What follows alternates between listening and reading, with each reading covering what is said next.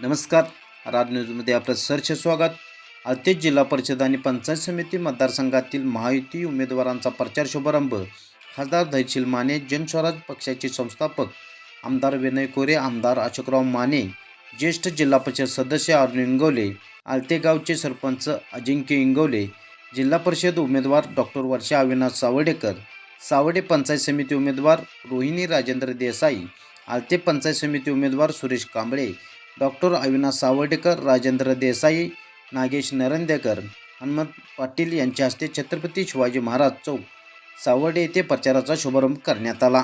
यावेळेस आळते जिल्हा परिषदच्या उमेदवार सौ डॉक्टर वर्षा अविनाश सावर्डेकर आणि पंचायत समितीमधील उमेदवार रोहिणी राजेंद्र देसाई, आळते पंचायत समिती उमेदवार सुरेश कांबळे यांच्या पाठीशी मतदारांनी उभा राहून त्यांच्या भरघोस मतांनी निवडून देण्याचे आवाहन खासदार धैर्यशील माने दादा यांनी उपस्थित जनसमुदायाला केले.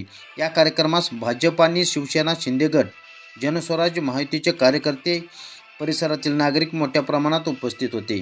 यावेळेस उमेदवार सौ डॉक्टर वर्षा अविनाश सावर्डेकर यांनी मतदारांना मला साथ दिल्यास मतदारसंघातील विकासकामाबरोबरच महिलांना आणि युवकांना रोजगाराची संधी उपलब्ध करून देण्याची ग्वाही दिली.